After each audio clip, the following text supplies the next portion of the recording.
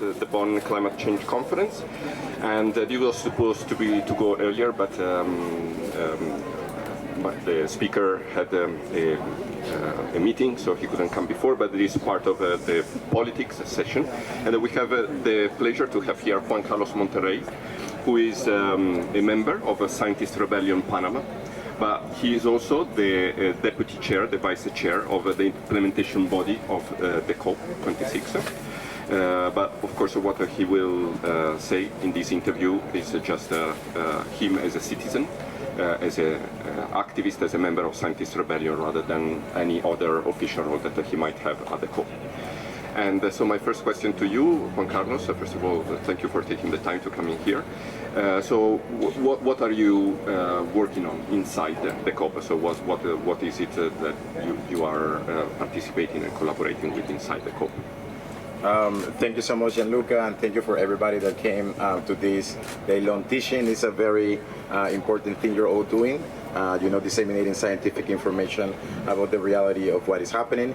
So what's happening inside is that delegates from different countries are trying to move forward and get to, prepare decision text that is expected to be adopted in the climate conference that's going to take place in Sharm el-Sheikh in Egypt at the end of this year. And it's usually how the process works. Delegates meet at least twice a year in an official manner.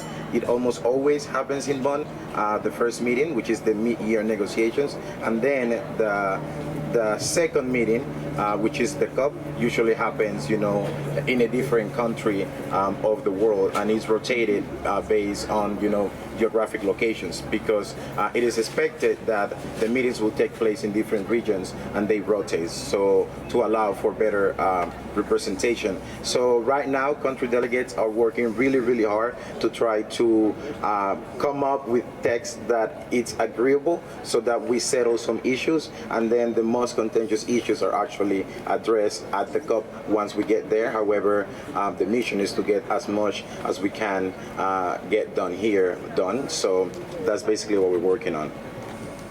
And yeah, an obvious question: how does it feel to be at the same time an activist, so somebody involved with maybe even civil disobedience, and also a delegate working here at the COP?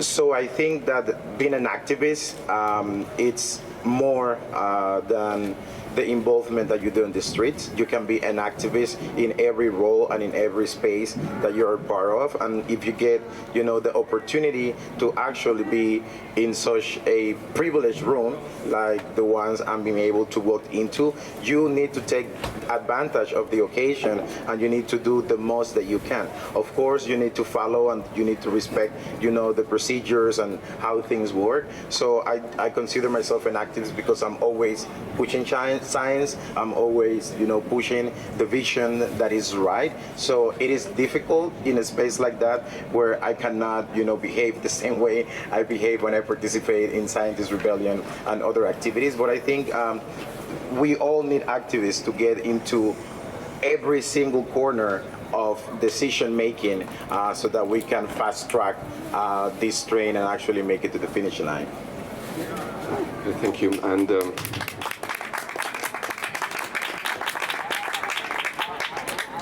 maybe the billion-dollar question. So, what can we expect from COP27? So, do you expect any major breakthrough, both in terms of the pledges that the countries have been asked to submit again this year, also in terms of the loss and damage fund that is very important to permit adaptation and also compensation, especially for the most vulnerable countries, but that has been basically lying there since 2009 and then nothing has really happened. So what can we expect from Sharm el-Sheikh?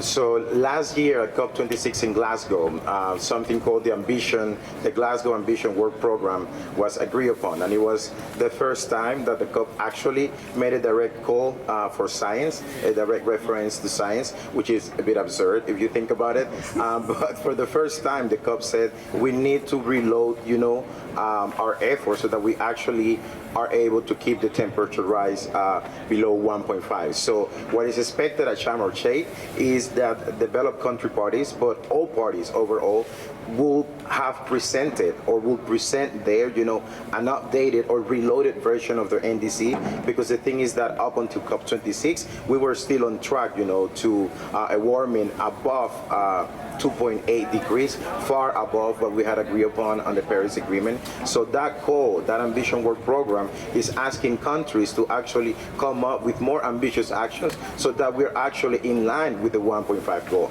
So I am optimistic that we are hopefully gonna get closer to the goal. However, you know how things work, and that's why I think groups like Scientists Rebellion, Fridays for the Futures, and all other movements are so important, because we need to put pressure in our government so that we actually move faster. And if there is no pressure, then that huge elephant called bureaucracy will not walk, as fast as we need it to walk.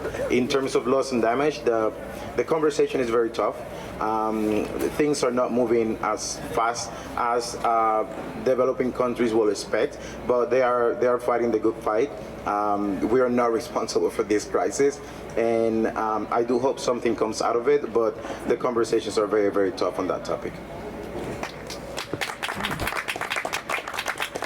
Maybe one last question. So what is the specific position of Panama government or delegation? I mean, not necessarily your position, but the position of the Panama delegation. I think Panama is not going to, is already giving quite a lot, so the emissions are of course relatively low. So what are the demands and the expectation from Panama, and in general maybe from the Global South? So even though at this conference I'm a Panama delegate, because of my role, I am playing a more neutral act. So I am not promoting Panama's positions right now because of the role that I currently have. But I can tell you that Panama is one of the few carbon negative countries in the world.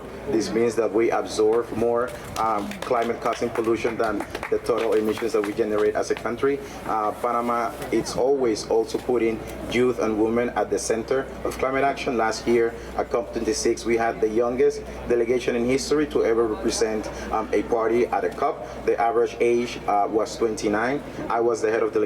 I was 29 at the time. Now I'm a bit older. But this year, Panama is actually sending a younger and prettier head of delegation, and she's also a woman. So more than half of the Panamanian delegation are women, because we believe it is important, to mainstream gender, and not only on paper, but also do it, in the physical form, bringing women into the rooms, because we all know, we all that follow science know that climate change is going to hit women harder than men. So Panama is doing the best it can, and that's all I have right now. Thank you very much, Juan Carlos. We hope that all the countries in the world follow the example of Panama. And we don't want to abuse of your time, so thank you very much. And see you soon at the next activity of Scientists Rebellion.